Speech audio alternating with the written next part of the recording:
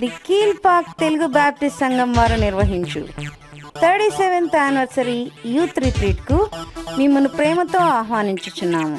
తేదీ ఆగస్టు 14, 2021 శనివారం ఉదయం 9 గంటల నుంచి సాయంత్రం 6:30 గంటల వరకు. స్థలము గురుకుల్ లూథరన్ థియాలజికల్ కాలేజ్, కీల్ పార్క్, చెన్నై.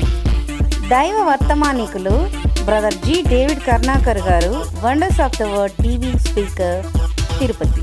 మిమ్మల్ని ప్రేమతో ఆహ్వానించువారు reverend doctor TP Samuel David గారు, సంఘ కాపరి మరియు సంఘ పెద్దలు.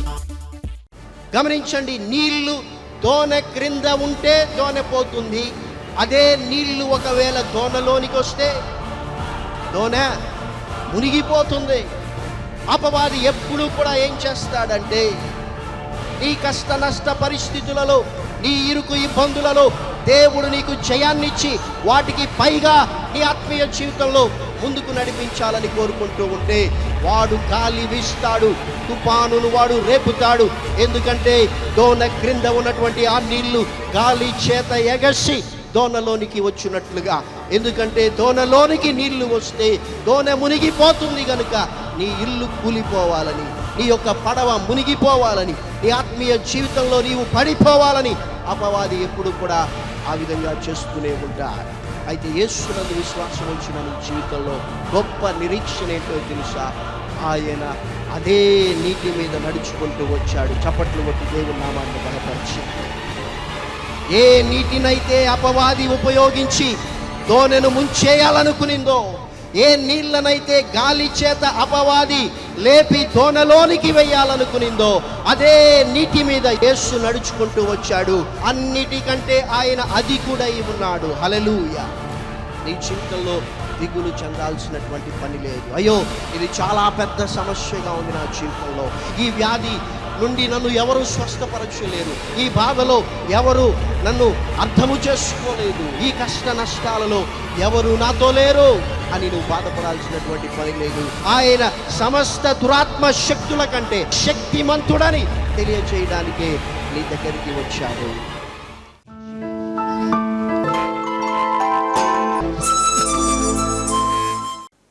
దేవుడు తప్పకుండా మన జీవితంలో అద్భుతాలు చేస్తాడు. ఆయన ఆశ్చర్య కార్యములను జరిగించేటువంటి దేవుడే. ఆయన స్వస్థపరిచేటువంటి దేవుడే. ఆయన పేరే అద్భుతకరుడు. ఆయన మాత్రమే ఆశ్చర్య కార్యములు చేయగలిగినటువంటి దేవుడని పరిశుద్ధ గ్రంథము తెలియజేస్తూ ఉంది. నేనే స్వస్థపరచు యెహోవానని ఆయన స్వయముగా చెప్పాడు. కనుక తప్పకుండా ఆయన అద్భుతములు చేస్తాడు. తప్పకుండా ఆయన ఆశ్చర్య కార్యములను జరిగిస్తాడు. తప్పకుండా ఆయన స్వస్థపరుస్తాడు. అయితే ఈ దినమందు మన ధ్యానాంశము ఏమిటంటే, ఆత్మీయ జీవితము యొక్క 3 రహస్యములు. ఒకవేళ అద్భుతము కొరకు నువ్వు యేసు ప్రభు దగ్గరికి వచ్చావేమో, ఆశ్చర్య కార్యము కొరకు యేసు ప్రభు దగ్గరికి వచ్చావేమో, దేవుడు నన్ను స్వస్థపరచాలని యేసు ప్రభు దగ్గరికి వచ్చావేమో, మంచిదే. తప్పకుండా ఆయన నీ జీవితములో వాటిని చేయగలడు. ఆయన అద్భుతకరుడు. ఆయన ఆశ్చర్య క్రియలు జరిగించేటువంటి దేవుడు. ఆయనే స్వస్థపరచు యెహోవా అయ్యున్నాడు. అయితే నీ యొక్క ఆత్మీయ ఇంటిని నీవు ఎలా నిర్మించుకోవాలి?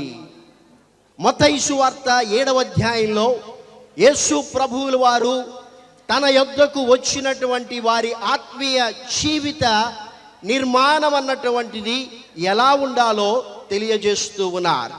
యేసు ప్రభువుల వారు అంటూ ఉన్నారు, నా మాటలను విని వాటి చొప్పున చేసేటువంటి వాడు బండ మీద తన ఇల్లును నిర్మించుకొంటాడు. వారు బుద్ధిమంతుని పోలి ఉంటారని యేసు ప్రభువుల వారు తెలియజేస్తూ ఉన్నారు. రెండవ నిర్మాణమును గురించి, కట్టడమును గురించి యేసు ప్రభువుల వారు అంటూ ఉన్నారు, నా మాటలు వింటారు కానీ ఆ మాటల ప్రకారము వారు జీవించకపోతే ఇసుక మీద తమ ఇల్లు కట్టుకొనినటువంటి బుద్ధిహీనులను పోలి ఉంచారు.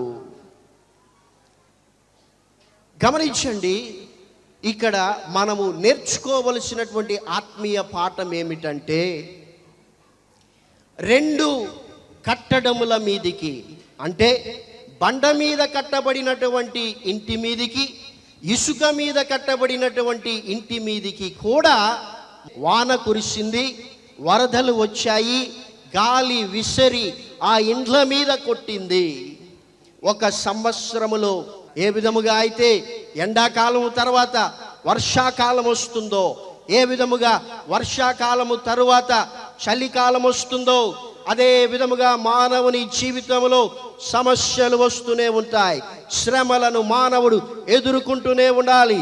మానవుని జీవితంలో కష్ట నష్టాలు వస్తాయి. ఇరుకుల ఇబ్బందుల గుండా మానవుడు వెళ్ళక తప్పదు.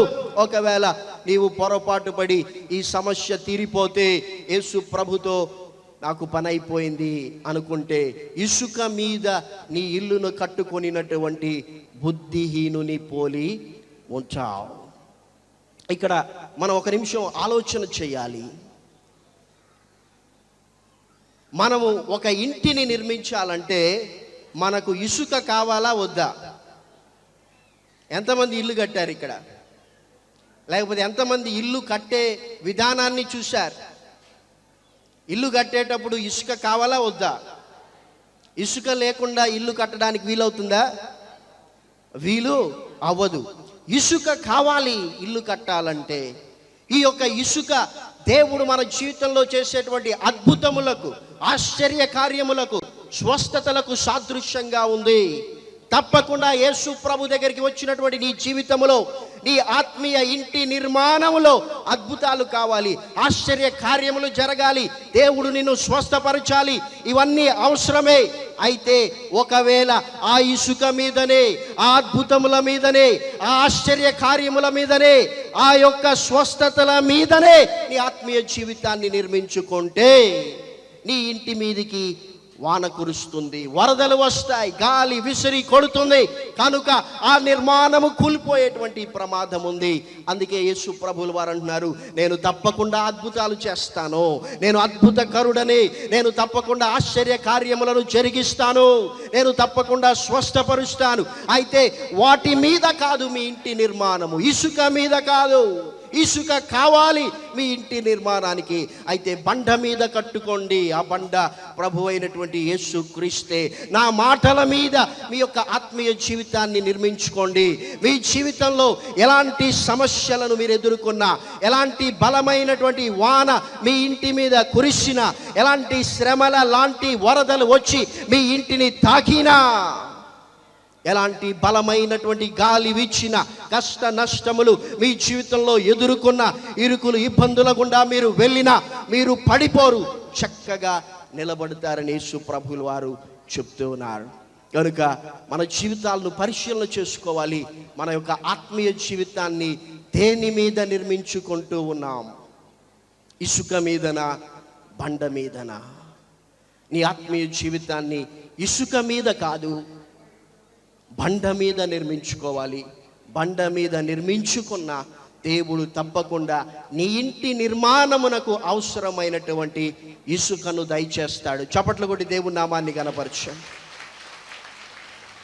నీ ఇల్లు బండ మీద కట్టబడాలనే దేవుడు నీ జీవితంలో ఆ యొక్క అద్భుతాన్ని చేయాలని ఇష్టపడుతూ ఉన్నాడు. నీ యొక్క ఆత్మీయ ఇల్లు బండ మీద నిర్మించబడాలనే దేవుడు నీ యొక్క జీవితంలో ఆశ్చర్య కార్యాన్ని చేయాలని ఇష్టపడుతూ ఉన్నాడు. నీ యొక్క ఇల్లు బండ మీద కట్టబడినదై ఎలాంటి వాన కురిసినా, ఎంత పెద్ద వరదలు వచ్చి ఆ ఇంటిని కొట్టినా, ఎంత పెద్ద గాలి విసిరినా నీ యొక్క ఆత్మీయ జీవితము పడిపోకుండా, కృంగిపోకుండా, ఆ నీటిలో కొట్టుకొని పోకుండా, మునిగిపోకుండా దేవుని కొరకు నిలబడుటకే ఆయన నిన్ను స్వస్థపరుస్తూ ఉన్నాడు. రెండవదిగా, నీ యొక్క ఆత్మీయ ప్రయాణమును ఎలా కొనసాగించాలి? మత్తయి సువార్త 14వ అధ్యాయంలో మనము చూస్తే, అక్కడ యేసు ప్రభువుల వారు ఆయన శిష్యులతో అన్నారు. ఏమన్నారంటే, మీరు దోనలోనికి ఎక్కి అద్దరికి వెళ్ళిపోండి, నేను తండ్రితో ఒంటరిగా ప్రార్థనలో సమయాన్ని గడపాలని చెప్పినప్పుడు ఆయన శిష్యులు యేసు ప్రభు మాటను విని ఆయనకు లోబడి వారి ప్రయాణమును ప్రారంభించినప్పుడు వారు అనుకున్నారు, యేసు ప్రభు మాట విన్నాము కదా, ఇక మన జీవితంలో నెమ్మదిగా పడుకోవచ్చు, చాలా చక్కగా గమ్య స్థలానికి చేరుతామనుకున్నారు. అయితే వారి జీవితంలో ఏం జరిగిందో తెలుసా? మనం చూశాం కదా, ప్రతి ఇంటి మీదికి అనగా యేసు ప్రభునందు విశ్వాసం ఉంచినటువంటి వారి జీవితాలలో, యేసు ప్రభునందు విశ్వాసం ఉంచని వారి జీవితాలలో కూడా వాన కురుస్తుంది, వరదలు వస్తాయి, గాలి విసిరి కొడుతుంది. మానవుని జీవితములో తప్పకుండా మానవుడు వ్యాధుల గుండా, బాధల గుండా, కష్టముల గుండా, నష్టముల గుండా, ఇరుకుల గుండా, ఇబ్బందుల గుండా, సమస్యలలో, శ్రమలలో వెళ్ళవలసి ఉంది. అయితే ఈ యొక్క అద్భుత కార్యమును మనము చూచినప్పుడు ఏమి జరిగిందంటే, ఒక పెద్ద గాలి వీసింది, గొప్ప తుఫాను వచ్చింది, అలలు ఎగసి దోణలోనికి వస్తూ ఉన్నాయి, దోణె మునిగిపోతూ ఉంది. అందులో ఉన్నటువంటి శిష్యులు భయము చేత కేకలు వేస్తూ ఉన్నారు. ఇక అయిపోయింది, మనము మరణిస్తామనుకున్నారు. అయితే యేసు ప్రభువులు వారు వారి పరిస్థితిని చూచారు. హల్లెలూయా. మార్కు సువార్తలో మార్కు ఇదే అద్భుతాన్ని గురించి రాస్తూ ఆయన అన్నాడు, యేసు ప్రభువులు వారు ఆయన శిష్యులు దోణెను నడుపుటలో వారు కష్టపడుతుండగా ఆయన వారిని చూచి ఆయన నీటి మీద నడుచుకుంటూ వచ్చాడు. హల్లెలూయా. యేసు ప్రభువులు వారు ఎందుకు నీళ్ళ మీద నడిచారు అని మనము చూసినట్లయితే, ఇక్కడ మనం నేర్చుకునేటువంటి ఆత్మీయ పాఠం ఏమిటంటే, దోణె లేకపోతే పడవ, ఓడ నడపాలి అంటే ఏమి ఉండాలి చెప్పండి? బస్సుకు రోడ్డు కావాలి, ట్రైన్కి రైలు పట్టాలు కావాలి, దోణకి ఏం కావాలి? నీళ్లు కావాలా? నీళ్లు లేకుండా మామూలు భూమి మీద దోణ నడపచ్చా? దోణలో మనము ప్రయాణము చేయాలంటే తప్పకుండా నీళ్లు ఉండాలి. నీళ్లు లేకపోతే దోణె ప్రయాణమే అవసరం లే.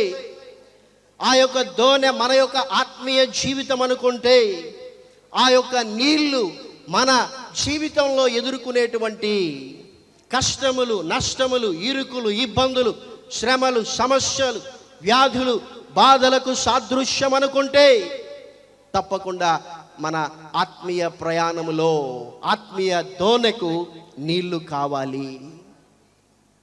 గమనించండి, యేసు ప్రభు దగ్గరికి వస్తే ఇక నా జీవితంలో ఎలాంటి కష్టం ఉండదు, ఎలాంటి నష్టం ఉండదు, ఇక నా జీవితం అంతా సాఫీగా వెళ్ళిపోతుంది అనుకుంటే పొరపాటే. యేసు ప్రభు దగ్గరకు వచ్చిన నీ జీవితంలో ఆయన ఏమి చేయాలనుకున్నాడంటే, నీ యొక్క సమస్యలలో ఆయన నీతో ఉండాలని కోరుకుంటూ ఉన్నాడు. చప్పట్లు కొట్టి దేవుని నామాన్ని గణపరచండి. యేసునందు విశ్వాసం ఉంచినటువంటి నీకు, యేసును తృణీకరించినటువంటి వారికి ఉన్నటువంటి వ్యత్యాసం ఏంటంటే, రెండు ఇండ్ల మీద వాన కురుస్తుంది, వరదలు వస్తాయి, గాలి విసిరి కొడుతుంది. అందరి జీవితంలో వస్తాయి కష్ట నష్టాలు, ఇరుకు ఇబ్బందులు, వ్యాధులు, బాధలు. అయితే యేసును నమ్ముకున్నటువంటి నీ జీవితంలో ఆయన నీ పరిస్థితిని చూచి, నీ బాధలో, నీ వ్యాధిలో, నీ కష్టములో, నీ నష్టములో, నీ ఇరుకులో, నీ ఇబ్బందిలో ఆయన నీ దగ్గరికి వస్తాడు. ఎందుకంటే అపవాది ఎప్పుడు కూడా ఏమి చేస్తాడో తెలుసా? నీ ఆత్మీయ ప్రయాణములో ఏ సమస్యలైతే, ఏ శ్రమలైతే, ఏ కష్ట నష్టములైతే, ఏ ఇరుకు ఇబ్బందులైతే నీ ఆత్మీయ దోణకు క్రింద ఉండాలో వాటిని నీ యొక్క దోణలోనికి తీసుకొని రావాలని ప్రయత్నం చేస్తాడు. గమనించండి, నీళ్లు దోణె క్రింద ఉంటే దోణె పోతుంది. అదే నీళ్లు ఒకవేళ దోణలోనికి వస్తే దోణె మునిగిపోతుంది. అపవాది ఎప్పుడు కూడా ఏం చేస్తాడంటే, దేవుడు నీ జీవితంలో ప్రతి సమస్యలో ఆ సమస్యపై నీకు విజయాన్నిచ్చి ముందు నడిపించాలని కోరుకుంటూ ఉంటే, నీ కష్ట నష్ట పరిస్థితులలో, నీ ఇరుకు ఇబ్బందులలో దేవుడు నీకు జయాన్నిచ్చి వాటికి పైగా నీ ఆత్మీయ జీవితంలో ముందుకు నడిపించాలని కోరుకుంటూ ఉంటే, వాడు గాలి వీస్తాడు, తుఫానును వాడు రేపుతాడు. ఎందుకంటే దోణ క్రింద ఉన్నటువంటి ఆ నీళ్లు గాలి చేత ఎగసి దోణలోనికి వచ్చినట్లుగా. ఎందుకంటే దోణలోనికి నీళ్లు వస్తే దోణ మునిగిపోతుంది గనుక, నీ ఇల్లు కూలిపోవాలని, నీ యొక్క పడవ మునిగిపోవాలని, నీ ఆత్మీయ జీవితంలో నీవు పడిపోవాలని అపవాది ఎప్పుడు కూడా ఆ విధంగా చేస్తూనే ఉంటాడు. అయితే యేసునందు విశ్వాసం ఉంచిన నీ జీవితంలో గొప్ప నిరీక్షణ ఏంటో తెలుసా? ఆయన అదే నీటి మీద నడుచుకుంటూ వచ్చాడు. చప్పట్లు కొట్టి దేవుని నామాన్ని గణపరచండి. ఏ నీటినైతే అపవాది ఉపయోగించి దోణెను ముంచేయాలనుకునిందో, ఏ నీళ్లనైతే గాలి చేత అపవాది లేపి దోణలోనికి వెయ్యాలనుకునిందో, అదే నీటి మీద యేసు నడుచుకుంటూ వచ్చాడు. అన్నిటికంటే ఆయన అధికుడై ఉన్నాడు. హల్లెలూయా. నీ జీవితంలో దిగులు చెందాల్సినటువంటి పని లేదు. అయ్యో ఇది చాలా పెద్ద సమస్యగా ఉంది నా జీవితంలో అని నువ్వు బాధపడాల్సినటువంటి పని లేదు. యేసు అలాంటి ప్రతి పరిస్థితిలో నీతో ఉండాలని ఇష్టపడుతూ ఉన్నాడు. నీ పరిస్థితిని ఆయన చూస్తూ ఉన్నాడు. నీ దగ్గరకు ఆయన వచ్చాడు. వాటి మీద నడచి, వాటన్నిటికంటే ఆయన అధికుడని, వాటన్నిటికంటే ఆయన గొప్పవాడని, ఆయన సమస్త దురాత్మ శక్తుల కంటే, అంధకార శక్తుల కంటే శక్తిమంతుడని తెలియజేయడానికే నీ దగ్గరికి వచ్చాడు. కనుక నీ ఆత్మీయ జీవితంలో నీ దృష్టి అన్నటువంటిది యేసు మీద ఉండాలి. యేసు ప్రభు శిష్యుడు పేతురు అన్నాడు, యేసు ప్రభువా, నీవు నీళ్ళ మీద నడవగలుగుతూ ఉన్నావే, ఇంతసేపు ఆ నీళ్లను చూసి మేము భయపడిపోయాం, ఆ నీళ్ళ వలన మా ప్రాణాలు పోతాయేమో అని దిగులు పడ్డాం. అయితే ఆ నీళ్ళ మీదే నీవు నడుస్తున్నావే, ఒక్క అవకాశం ఇస్తే, ఒక్కసారి నీవు చెబితే నేను కూడా ప్రయత్నం చేస్తానంటే యేసు ప్రభువుల వారు నీళ్ళ మీద నడిచి రమ్మని పేతురుకి చెప్పారు. పేతురు కూడా నీళ్ళ మీద నడిచాడు. హల్లెలూయా. నీవు కూడా నీ సమస్యను అధిగమించగలవు. నీవు కూడా నీ జీవితంలో ఉన్నటువంటి కష్ట నష్టములను, ఇరుకు ఇబ్బందులను అధిగమించగలవు. నీ వ్యాధిలో బాధలో నీవు పైకి రాగలవు. వాటిలోనే కుమిలిపోవాల్సిన పని లేదు, ఆ నీళ్ళలోనే మునిగిపోవాల్సిన పని లేదు. ఆ యొక్క నీళ్లకు, ఆ యొక్క వరదకు, ఆ యొక్క గాలికి నీ ఆత్మీయ జీవితము పడద్రోయబడాల్సినటువంటి పనిలే. నీవు చక్కగా నిలబడగలవు, చక్కగా వాటిని అధిగమించగలవు. అయితే పేతురు జీవితంలో దేవుని వాక్యంలో మనం చూస్తూ ఉన్నాం, పేతురు గాలిని చూచాడు, ఏమయ్యాడు? మునిగిపోసాగాడు. నీ దృష్టి నీ సమస్యల మీద కాదు, నీ ఇరుకులు ఇబ్బందుల మీద కాదు, కష్ట నష్టముల మీద కాదు, నీ వ్యాధి మీద కాదు, నీ యొక్క బాధ మీద కాదు. నీ దృష్టి యేసు ప్రభు మీద ఉండాలి. చప్పట్లు కొట్టి దేవుని నామాన్ని గణపరచండి. అందుకే అపోస్తలుడైన పౌలు హెబ్రీయులకు రాస్తూ 12వ అధ్యాయంలో అన్నాడు, విశ్వాసమునకు కర్తయు దానిని కొనసాగించు యేసు వైపు చూస్తూ మన ఆత్మీయ జీవితంలో ముందుకు వెళ్ళిపోదాం. నీ ఆత్మీయ ప్రయాణంలో అపవాది తప్పకుండా గాలి వీస్తాడు, తప్పకుండా తుఫానును రేపుతాడు, తప్పకుండా నీళ్లు ఎగసి దోణలో పడేటట్లు చేస్తాడు. అయితే నీ దృష్టి వాటి మీద కాదు, యేసు మీద ఉంచు. యేసు వైపు చూస్తూ ఆయనే నీ విశ్వాసమునకు కర్తయు, దాన్ని కొనసాగించు. దేవుడు గనుక ఆత్మీయ జీవితంలో ముందుకు వెళ్ళిపోతే తప్పకుండా అద్దరికి చేర్చబడతావు. హల్లెలూయా. మన జీవితం అన్నటువంటిది ఒక ఓడ ప్రయాణం లాంటిది. భూమి మీద మనము ఈ ధరిన పుట్టాం. అయితే భూమి మీద మనము మరణించే సమయానికి అద్దరికి చేరాలి, పరలోకానికి మనము వెళ్ళాలి. కనుక నీ ఆత్మీయ ప్రయాణాన్ని ముగించుకొని, ఈ భూమి మీద నీ జీవిత కాలాన్ని ముగించుకొని అద్దరికి అనగా పరలోకానికి వెళ్ళాలంటే నీ దృష్టి నీ సమస్యల పైన కాదు, యేసు మీద ఉంచాలి. ఇది ఆత్మీయ జీవితం యొక్క రెండవ రహస్యం. మొదటి రహస్యం యేసు ప్రభు యొక్క మాటల మీద, క్రీస్తు మీద, ఆ బండ మీద నీ ఆత్మీయ జీవితాన్ని నిర్మించుకోవాలి. ఇసుక కావాలి, కానీ ఇసుక మీద నీవు నీ ఆత్మీయ జీవితాన్ని నిర్మించుకోకూడదు. నీళ్లు కావాలి, కానీ ఆ నీటిని నీ దోణలోనికి అనుమతించకూడదు. మూడవదిగా మనం చూసినట్లయితే మత్తయి సువార్త 21వ అధ్యాయంలో యేసు ప్రభువుల వారు మార్గము గుండా వెళుతూ ఉన్నప్పుడు ఆయన ఆకలిగొన్నారు. ఒకవేళ యేసు ప్రభు ఇక్కడ నిలబడి నేను ఆకలిగొంటున్నాను అంటే మీలో ఎంతమంది ఆయనకు ఆహారం ఇవ్వడానికి ఇష్టపడతారు? తప్పకుండా అందరూ ఇష్టపడతారు. ఒక చిన్న బాలుడి దగ్గరే 5 రొట్టెలు 2 చేపలు ఉంటే యేసు ప్రభుకి కావాలంటే ఆ బిడ్డకి ఆకలైనా ఆ బిడ్డ యేసు ప్రభుకి ఇచ్చేశాడు. కనుక తప్పకుండా యేసు ప్రభు ఆకలిగొంటూ ఉన్నాడు అంటే మనము ఆయనకు ఆహారాన్ని పెడతాం.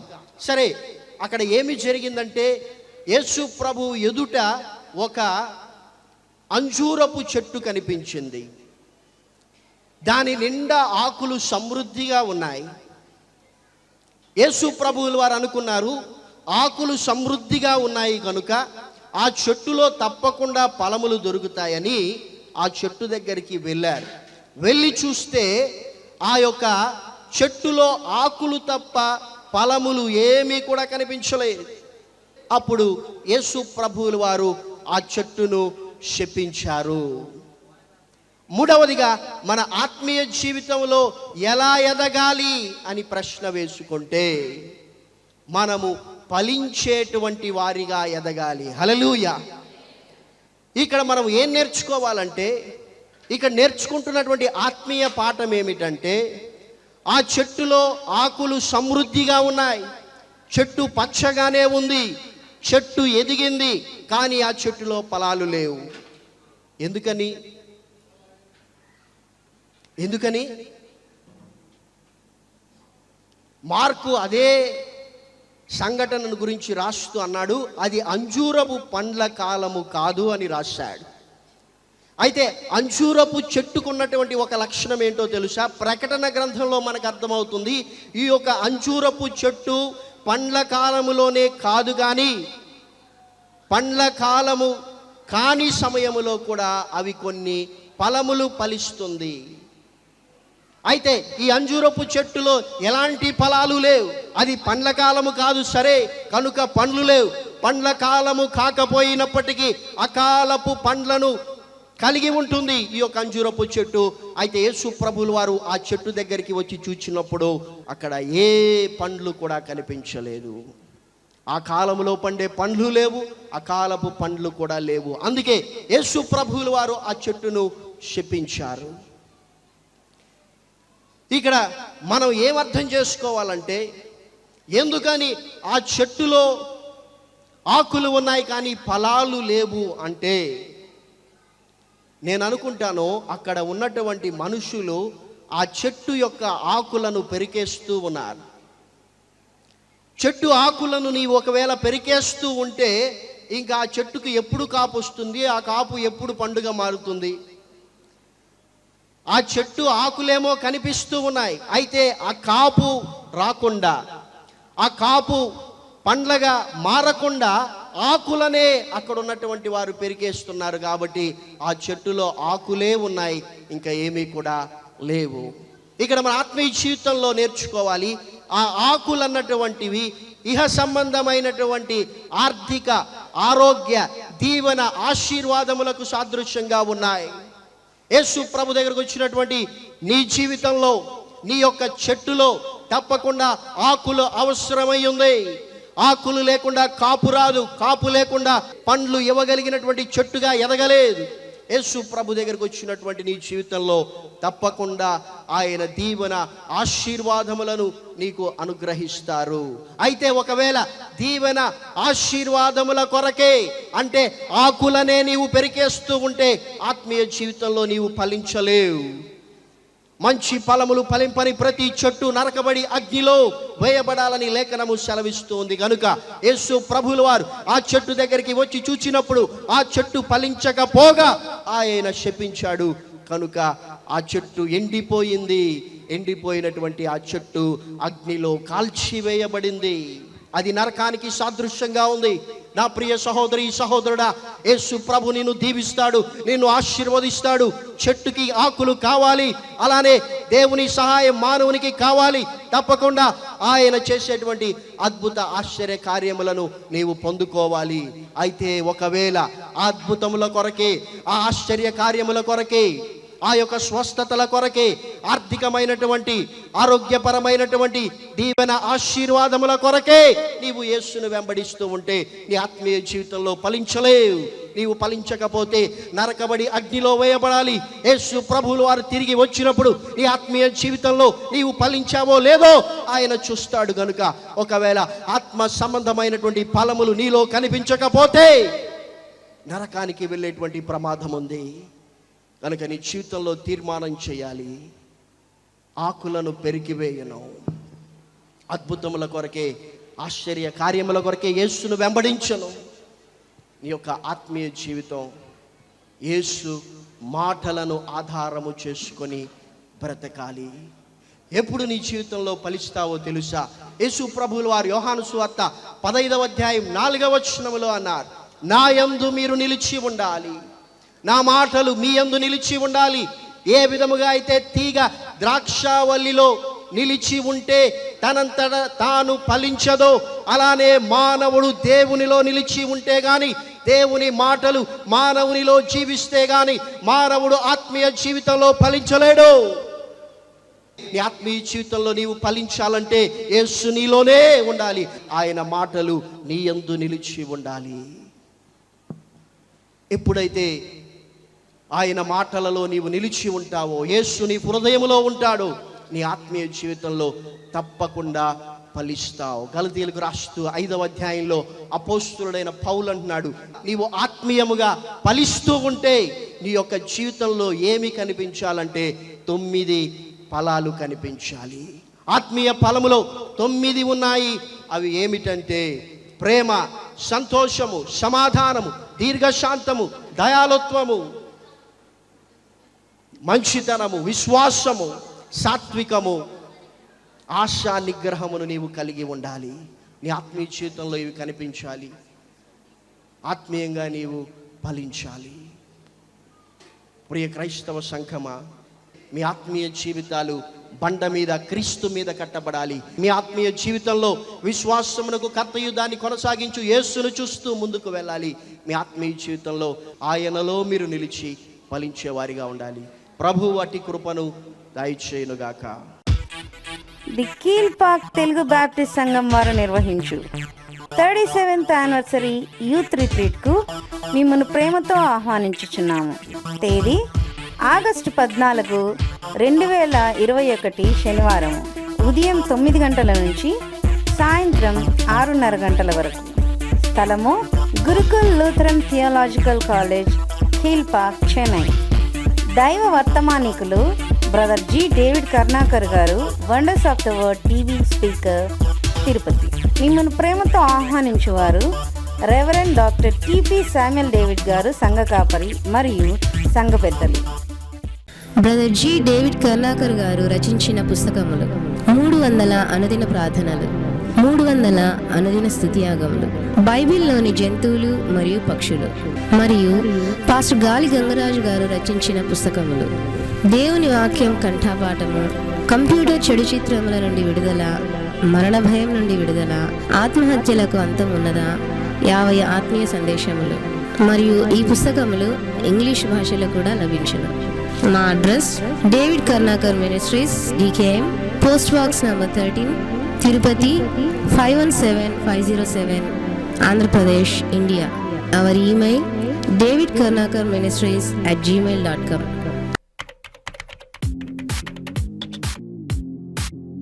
తెలుగు ఆధ్యాత్మిక వర్తమానముల కొరకు, ఆత్మీయ షార్ట్ ఫిలిమ్స్ మరియు పాటల కొరకు డేవిడ్ కర్ణాకర్ యూట్యూబ్ ఛానల్ను సబ్స్క్రైబ్ చేసుకొనగలరు. లైక్ చేయండి, షేర్ చేయండి, బెల్ ఐకాన్